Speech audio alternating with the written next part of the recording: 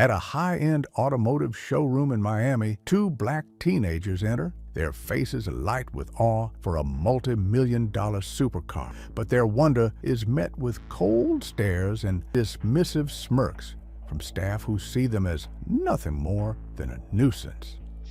The following morning, two of the rarest hypercars in the world glide to a stop in front of that same showroom, and the same two boys emerge, followed by their father, a man whose quiet presence is about to orchestrate a lesson in respect the staff will never forget. Before we continue, tell us where in the world you are watching from. Drop it in the comments below. And if you enjoy this story, don't forget to like the video and subscribe for more powerful content like this. We love hearing from you. The showroom at Sterling Automotive was a cathedral of glass and steel, where the morning light refracted off polished chrome and Italian leather. The air was thick with the scent of wealth, a carefully crafted blend of new car smell and expensive cologne. Silence was the preferred soundtrack, broken only by the hushed tones of serious buyers and the discreet clinking of espresso cups. In the center of this temple, a wraith-born phantom sat like a black diamond, its price tag a quiet whisper of $3 million. No one paid any mind to the two boys when they first arrived. They came on skateboards, the soft whir of the wheels a stark contrast to the purr of the engines outside. Leo, 17 and lanky, held a heavy glass door for his younger brother Sam, 15, whose eyes went wide as they stepped into the climate-controlled stillness. They wore simple jeans, clean hoodies, and sneakers that showed the wear of 1,000 kickflips. They had no brand names, no gold watches, just the unvarnished curiosity of youth and a shared passion for automotive engineering. The moment they crossed the threshold, the atmosphere shifted. A salesman looked up, his polite smile faltering for a fraction of a second. A couple browsing a nearby convertible glanced over, their expressions a mixture of surprise and subtle disapproval. The boys didn't notice. Their attention was completely fixed on the phantom. Leo let out a low whistle. "There it is," he murmured. "Even crazier in person." Sam nodded, speechless. They circled the car slowly, keeping a respectful distance, their admiration pure and untainted by envy. That's when the voice cut through the quiet. "Can I help you with something?" The boys turned. A man in a tailored gray suit stood with his arms crossed, a gold watch gleaming on his wrist. Mark, Sterling's top salesman for 3 years running. "We were just looking at this model," Leo said, his voice polite. "Is it true it has over 1,000 horsepower?" Mark's eyes did a quick, dismissive scan from Leo's face down to his worn sneakers and back up again. A small, condescending smirk played on his lips. "You do realize this vehicle starts at $3 million, correct?" he asked, drawing out the words as if explaining a complex concept to a child. "Perhaps you'd be more interested in the models on our website. We don't really offer tours to spectators." Sam's excitement vanished, replaced by a flush of shame. He looked down, suddenly conscious of his frayed laces. The couple nearby exchanged a quiet chuckle. The woman offered a pitying half-smile that felt worse than any insult. Leo's jaw tightened. "We weren't trying to waste anyone's time." Mark let out a sharp, impatient sigh. "I'm sure. But these are serious machines for serious buyers." The emphasis he placed on serious was a clear dismissal. The showroom returned to its quiet hum, the disturbance handled. For the two boys, however, the silence was now heavy and suffocating. Leo nodded curtly. "Right, sorry to bother you." He turned and Sam followed, their light footsteps now feeling clumsy and loud on the marble floor. The glass doors hissed open and they stepped back out into the humid Miami air, the dream now soured. They were about to grab their boards when a softer voice called out, "Excuse me." They paused. A young woman in a simple black dress stepped out from the dealership. Her name tag read Sarah. Her expression was gentle, apologetic. "I saw what happened," she said. "I'm sorry. He can be." She trailed off, not wanting to badmouth a coworker. He was wrong. She held out a sleek, heavy brochure for the Phantom. "You were asking about the horsepower. It's actually the 1200. Here." Leo took the brochure, surprised by the simple act of kindness. "Thank you," he said genuinely. Sarah smiled. "You're welcome here anytime." As they skated away, they didn't look back. Inside, Mark scoffed to another salesman. "What a waste of her time." Sarah heard him. She didn't respond. She just watched the two boys disappear down the street, feeling a pang of something she couldn't quite name.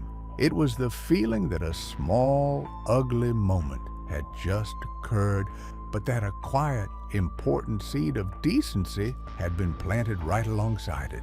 The ride home was silent. Leo and Sam navigated the streets, the city's vibrant energy failing to lift their spirits. They eventually turned into a long private driveway that wound through a lush garden, leading to a sprawling modern home that seemed to blend into the landscape. It wasn't a fortress of wealth, but a sanctuary of quiet success. They found their father, Mr. David Chen, in his study overlooking the ocean. He was a man whose stillness was more commanding than any shout. Dressed in a simple linen shirt and slacks, he sat at a large wooden desk, not working, just looking out at the waves. He didn't turn as they entered. He didn't need to. "Back already?" he asked, his voice calm and even. The boys lingered by the door. "Yeah," Sam mumbled. "It wasn't that interesting." Their father turned then, his gaze perceptive.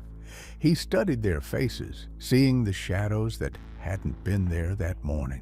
"Everything okay?" Leo hesitated, the instinct to brush it off warring with the sting of the memory, but his father's patient gaze made it impossible to lie. "Not really," he admitted. Mr. Chen gestured to the two chairs opposite his desk. "Sit. Tell me what happened." The story tumbled out in fragments. Leo explained their excitement, their respect for the car, their simple questions. Sam picked up, his voice barely a whisper, as he described the salesman's smirk, the word spectators, the feeling of being looked through as if they were invisible. "This woman, Sarah, was nice to us, though," Leo added, placing the brochure on the desk. "She came out after us. Gave us this." Mr. Chen's expression remained unchanged, but a deep quiet settled over him, a focus that was more intense than any outburst of anger. He picked up the brochure, feeling the quality of the paper. "Did this woman know who you were?" he asked. Leo shook his head. "No, we didn't say our last name." Mr. Chen nodded slowly. "Good." He leaned back, the leather of his chair groaning softly. He didn't offer empty reassurances or promises of revenge. Instead, he asked a question. "Why do you think he treated you that way?" Sam answered first. "Our clothes," Leo added. "The way we look." Mr. Chen rose and walked to the floor-to-ceiling window. "A person who judges a book by its cover will never understand the story inside," he said, his voice thoughtful. "His judgment says everything about him and nothing about you. You did nothing wrong. You remained calm. You showed dignity. That is all that matters." There was no lecture, only validation. As the sun began to set, casting a golden glow across the room, the boys stood to leave. At the door, Leo paused. "You're not mad?" Mr. Chen turned from the window. "At who?" "A man with a small mind? Number? I don't waste energy on anger. I remember, and then I act." He looked down at the brochure on his desk, his eyes narrowing with a quiet, unshakable purpose. The boys left, but as the study door clicked shut, Sam glanced at his brother.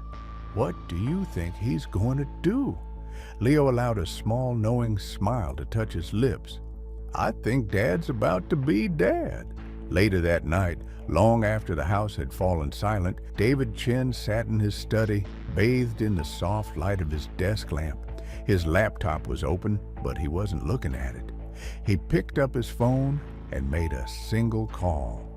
The voice on the other end was professional and alert. "Sir?" David didn't waste a moment. "I need the Seraph and the Archangel, both of them, full spec.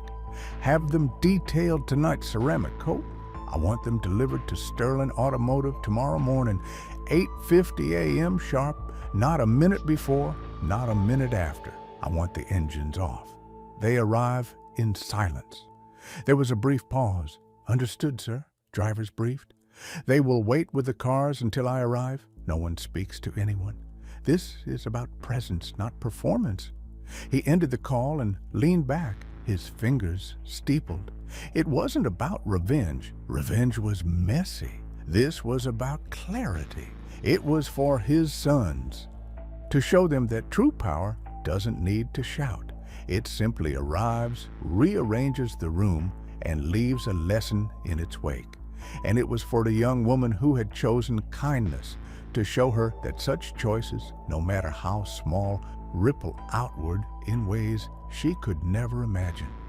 He opened a drawer and removed a single, heavy, matte black fountain pen. He wouldn't need it until tomorrow, but holding it now solidified his resolve. Tomorrow morning, a lesson would be taught, not with anger or loud words, but with the undeniable weight of presence and the quiet, decisive stroke of a pen. The Miami sun rose, painting the sky in hues of orange and pink. At Sterling Automotive, the staff prepared for another day, the events of yesterday already forgotten. Mark was joking by the coffee machine, recounting a story about a difficult customer when he saw it. At precisely 8:50 a.m., two hypercars, a Seraph in pearlescent white and an Archangel in midnight blue, glided to the curb in perfect, silent unison. They didn't roar. They simply appeared, their presence so profound it seemed to bend the light around them. Conversations inside the showroom died. Staff and customers alike drifted to the windows, their mouths agape. Then the door of the Archangel opened. Leo stepped out, wearing the same jeans and hoodie from the day before. He didn't look around or smile. He just stood with a quiet confidence that was more powerful than any swagger. Sam followed from the other side, his posture straight, his gaze clear. They walked to the front of the Seraph as its rear door opened. Mr. David Chen emerged. His dark, impeccably tailored suit was a study in understated elegance. He adjusted his cufflinks, a simple, precise movement, and his polished shoes made no sound on the pavement. The air itself seemed to grow still. Mark watched through the glass, the coffee cup trembling in his hand. The color drained from his face as the three figures walked toward the entrance. The glass doors, which had once hissed a dismissal, now opened like a silent welcome. As they stepped inside, the entire showroom held its breath. People stepped back, creating a path. Mr. Chen walked directly to the reception desk, his sons at his side. He didn't raise his voice. "I am here to see the staff member who assisted my sons yesterday," he said, his tone perfectly level. The receptionist stared, speechless. Before she could answer, Mark hurried forward, a desperate fake smile plastered on his face. "Sir, welcome. That was me, I believe. I spoke with your sons." David Chen turned his head slowly, his gaze so sharp and direct it physically stopped Mark in his tracks. "No," he said, the single word cutting through the tension. "You dismiss them. I want to speak to the person who helped them." Mark's smile dissolved. Mr. Chen's eyes shifted to the general manager, who was now approaching cautiously from his glass-walled office. "I assume you have security cameras," Mr. Chen stated. The manager nodded, swallowing hard. "Yes, of course." "Then I suggest you review the footage from yesterday afternoon before this conversation proceeds any further." The manager didn't hesitate. He turned and disappeared back into his office, leaving a thick, heavy silence in his wake. Mark stood frozen, his face pale, his arrogance stripped away, leaving only a raw, visible panic. Leo and Sam didn't look at him. They didn't have to. They stood by their father, their presence a quiet testament to the truth that was about to unfold. The manager returned 10 minutes later, his face grim. He avoided looking at Mark.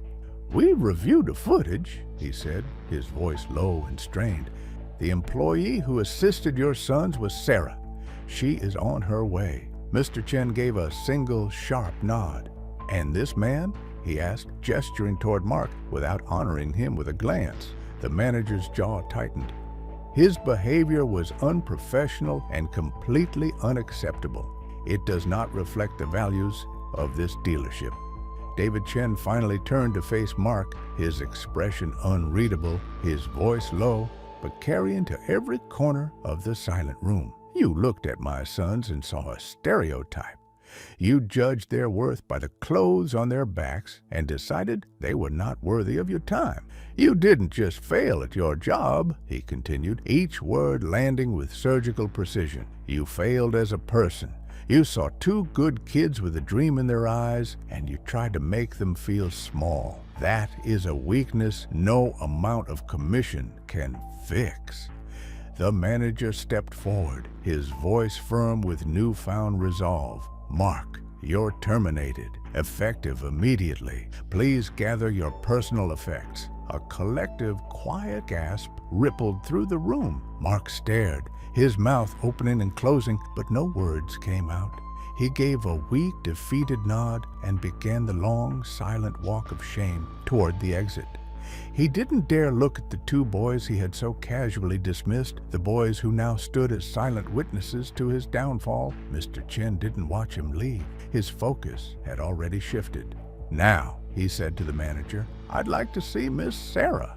A moment later, Sarah walked onto the showroom floor, looking confused and nervous. When she saw Leo and Sam, her face softened with concern. "Is everything all right?" Mr. Chen stepped forward, a warm, genuine smile on his face for the first time. "Everything is more than all right, Sarah, because of you," he explained. "You showed my sons kindness when it was not required. You treated them with respect. That is a rare and valuable quality." He then turned toward the Wraithborn Phantom. "My sons are quite fond of this one." He pulled the matte black pen from his jacket. "We'll take it. And please ensure 100% of the commission goes directly to her." As he signed the paperwork on the same counter where his sons had been judged, the entire room watched in stunned silence. He handed the keys not to a driver, but directly to Leo and Sam. "A lesson in responsibility," he said softly. The boys walked out, their heads held high, and this time the world watched in awe. As they drove away, Mr. Chen turned to Sarah one last time.